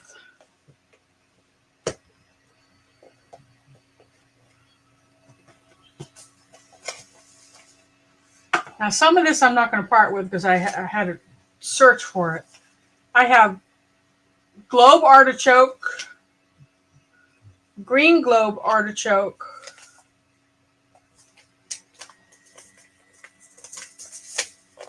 I want to make sure I've got enough of this to share with you if this is what you want.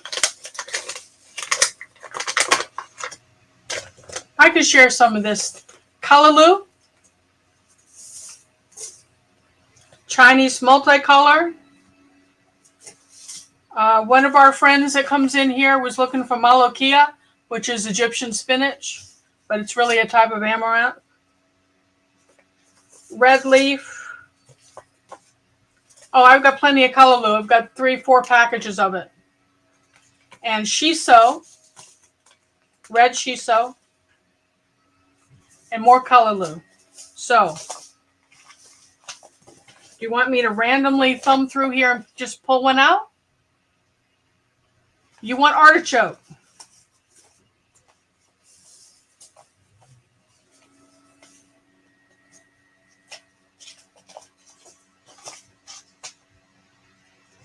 Okay, so Dark Lord, artichoke.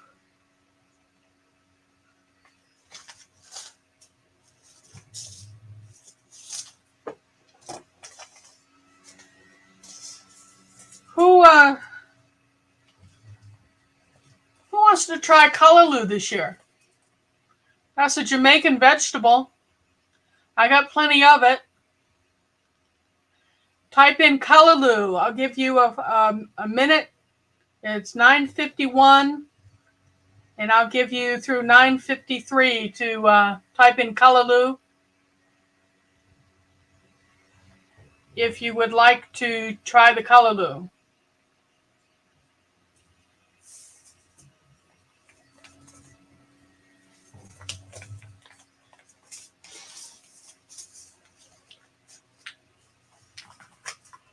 So while people are typing in callaloo, who knows how to cook it?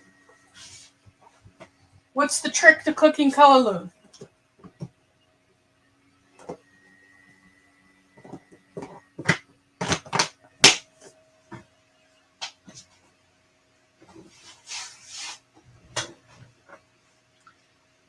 Can anyone tell us what the trick to cooking callaloo is?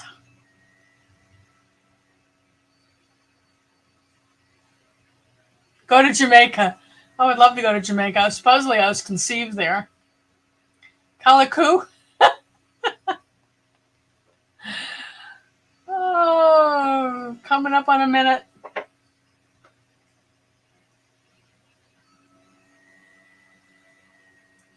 It can be kind of tough from Porch Gardener, as can the Malokia. Malokia is Egyptian callaloo, I think. When I was first learning Arabic, the Malokia is one of the first vegetables that an Egyptian friend taught me to make, and she taught me to make it's called Malokia bi'arnab, which is the Malokia amaranth spinach with rabbit, and it was really good stew. There's a lot of onions and garlic and lemon in it. Really good. Saute it, that's right. All right, let's count the callaloo, shall we? 1, 2, 1, 2, 3, 4, 5, 6.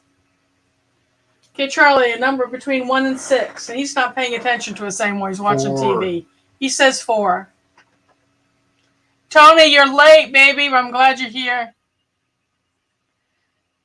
Okay, 1, 2, 3, 4. Gail.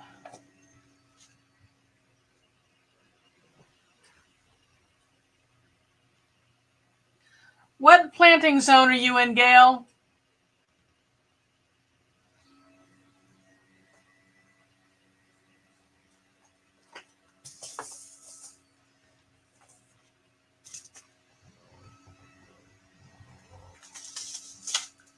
What planting zone are you in, Gail? Oh, Peter Sosinski. This is another Gail.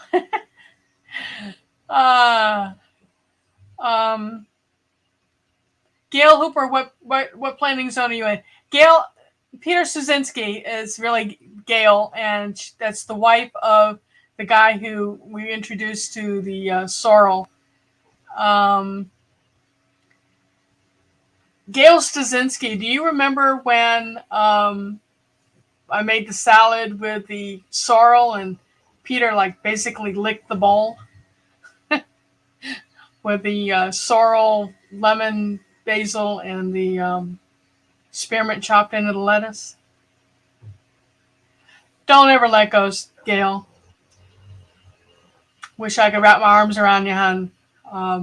Gail lost Peter last year, y'all, so she still can't let go, and it's totally understandable.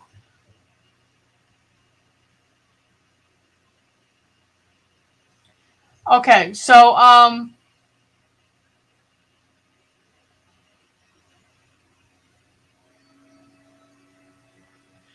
you're in zone 5. I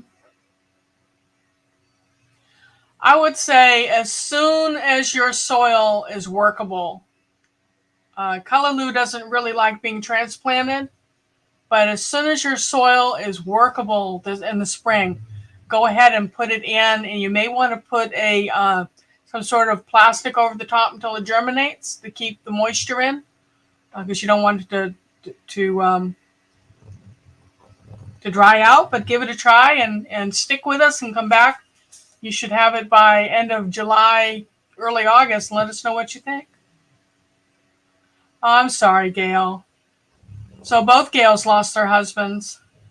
You can't forget him, Gail Stasinski. I can't forget him. I still think of you guys on Fridays. I just wish you lived close enough to still do the cooking thing.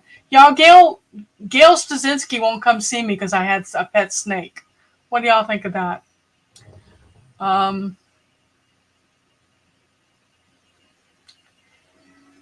Yeah, Gail, I miss him too. Are you still up in the mountains, Gail, or did you move to Florida? Did you move back to Florida?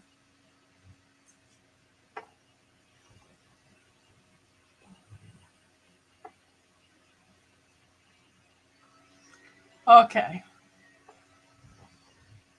Yeah, I like to say when people go on to the next stage that they're alive as long as we remember them.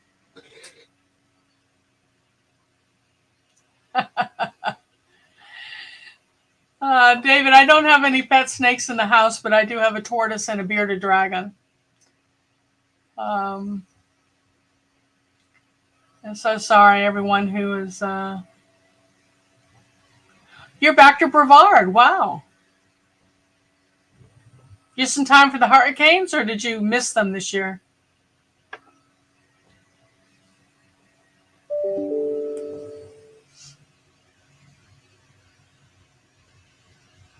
So, Gail, we'll need to chat either on the phone or in Messenger. Let's catch up on what you're doing, okay?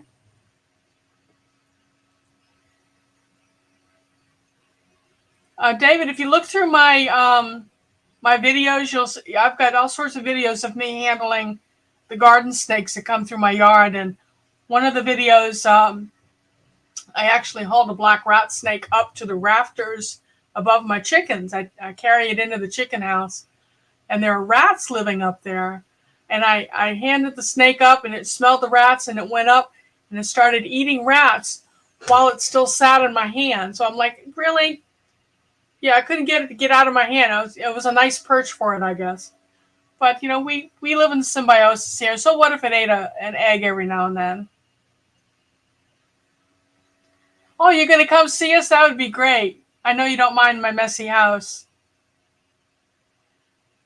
Dark Lord, you know, my eyes, I read that as boas and pythons are good for getting rid of cats.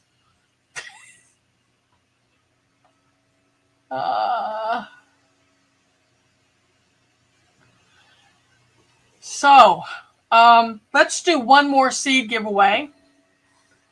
And for the right to choose from my library of seed, let's type in seed. Everyone who wants to participate, just type the word seed.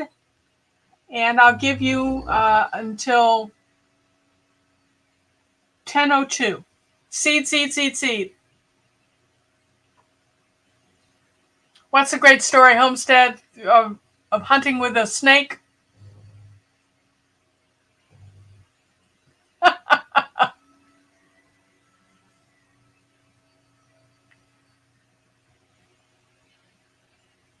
I'm so happy to see you here, Gail Stasinski.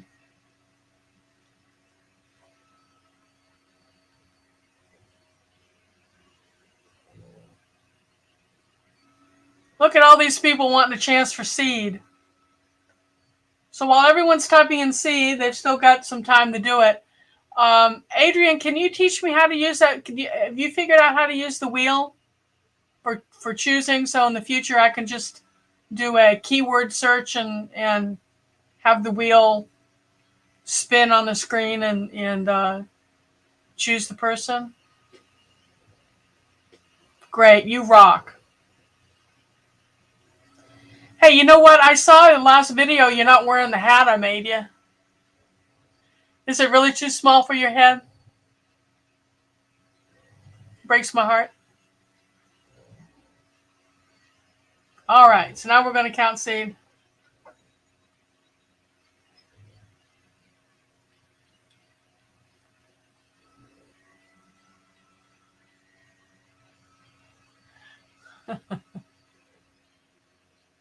One, two, three, 4, 5, 6, 7.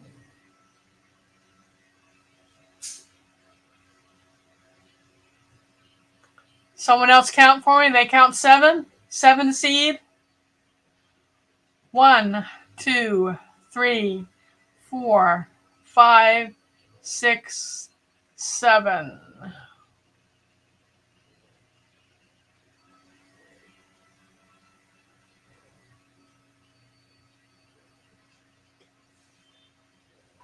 Okay, Charlie, pick a number from 1 to 7. 3. He's watching Forrest Gump.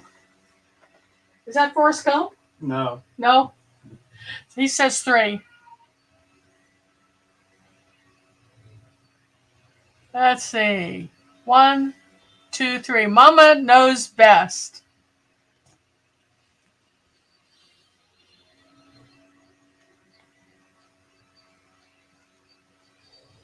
Okay, Mama, Gwen. Pick a letter of the alphabet. Type in a letter of the alphabet. Let's see what it gets us.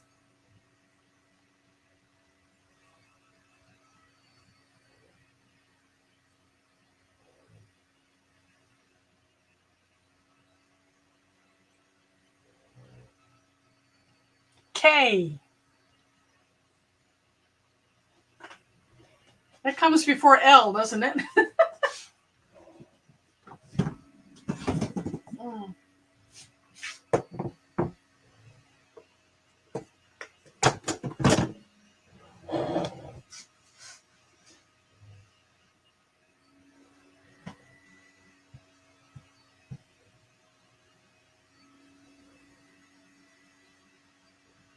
Okay. I've got 3 envelopes with vegetables that begin with a K. So now you need to choose a number between 1 to 3, and I'll pick that envelope out. Mama, 1 to 3. This is totally random. 2. She's in the middle kind of gal.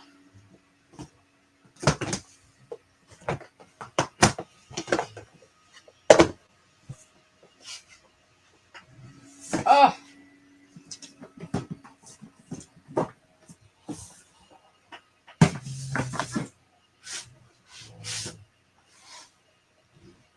Okay.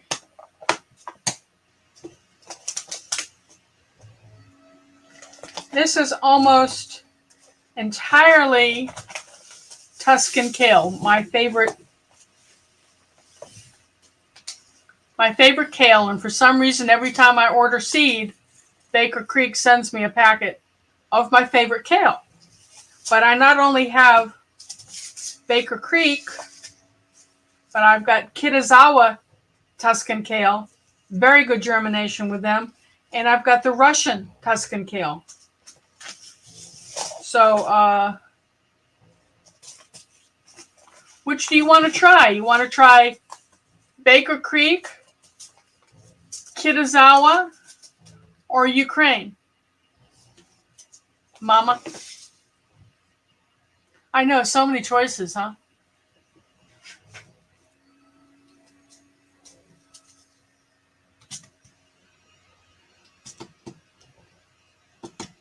Mama's deciding.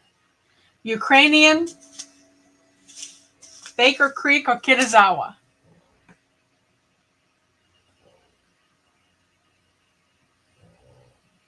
Ukraine, yes.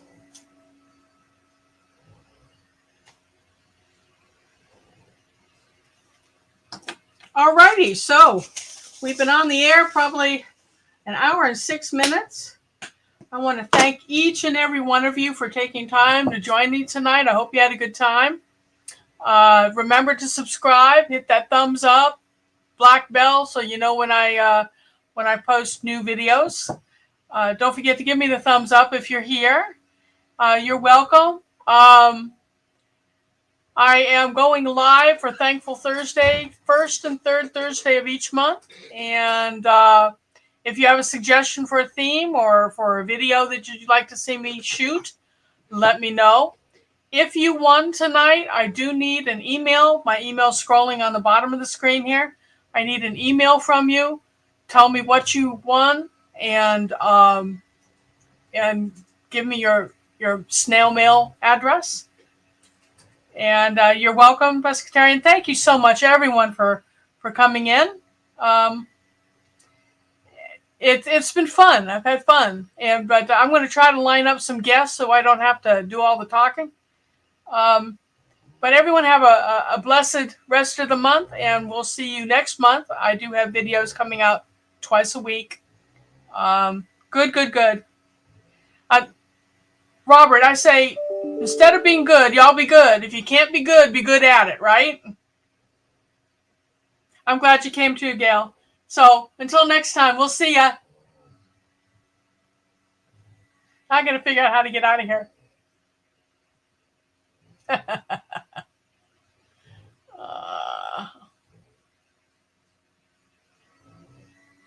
Bye.